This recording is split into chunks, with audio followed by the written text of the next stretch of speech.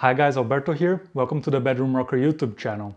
Those who follow the channel will know that I really like to record guitar amplifiers using impulse responses. So today we're going to take a look at cabinet simulation using DI out, analog cabinet simulation and impulse responses. The most traditional way to record a guitar amplifier is to stick a microphone in front of the speaker cabinet. While this works great on studio, it has several limitations. Many people have this annoying thing called neighbors, and also microphone stands can take a significant space on crowded stages. So speaker cabinet simulation is a great way to record guitar without having to mic the speaker, or even without having to use a speaker cabinet and without producing any volume at all. The analog cab simulation is essentially just an equalization that attempts to soften the edges of your DI signal and give it a rounder, more pleasant feel. On the other hand, the impulse responses are a much more advanced digital technology, which is used not only for speaker cabinet simulation, but also for example, reverb and many other audio processing applications. So to capture an impulse response, people have to actually go to the physical space and provide a full frequency input, which is the impulse, and then use microphones to record the output or the response.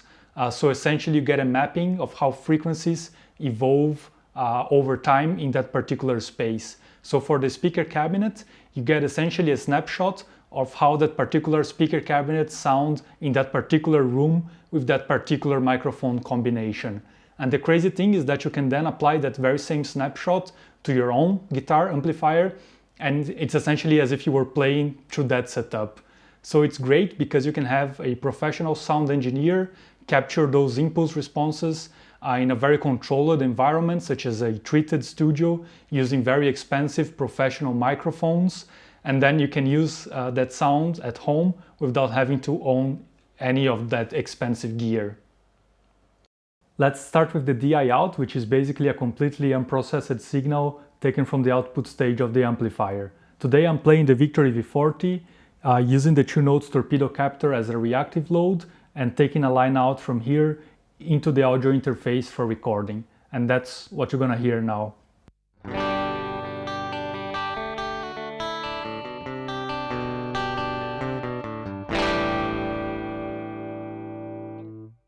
So it sounds kind of dull, kind of lifeless. Let's see what happens when I crank the amplifier. Promise this is gonna be the worst part of your day.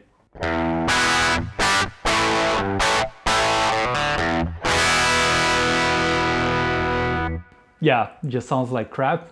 All guitar amplifiers just sound like crap, and the speaker is really at least half of the equation in getting a good amplifier sound, so you should really pay attention to that.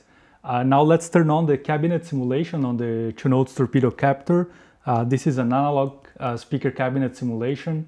Let's see how it sounds.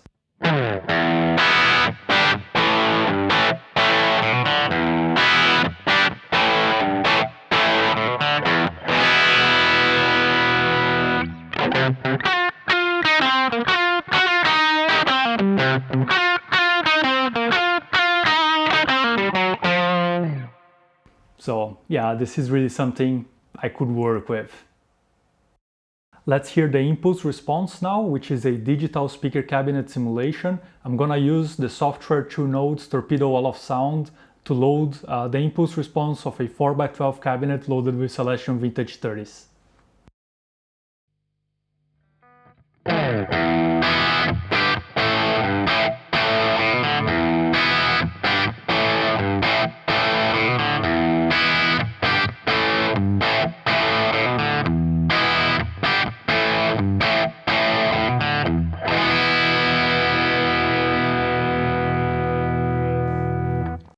So let me know what you guys think. Make sure to write in the comments below. I think you could get away with analog cabinet simulation, but impulse responses are just totally at other level. And once you hear it, you cannot unhear it. Also, it is way more flexible, so most analog cabinet simulation units offer you only a couple of different EQ settings. So in this case, the Torpedo Captor has one setting for guitar, one setting for bass, and with impulse responses, you can really tweak the world of possibilities. So you can change the cabinet, the speaker, the microphone positioning, the room. You can blend different IRs, so you can tweak it for days. And the cool thing is you can also do that after you record the guitar. So it's a great tool for producing tracks with guitars on it. So after you have the whole band mix, you can go back and switch between different cabinets, microphones, so that your guitar sits better in the whole mix. So that was it for today. Hope this video was helpful to you. If this is the case, make sure to give it a like. Also, if you want to see more guitar and gear related content, make sure to hit the subscribe button and the notification bell to stay tuned. Also, a massive thank you to Giovanni, who just became my very first supporter on Patreon.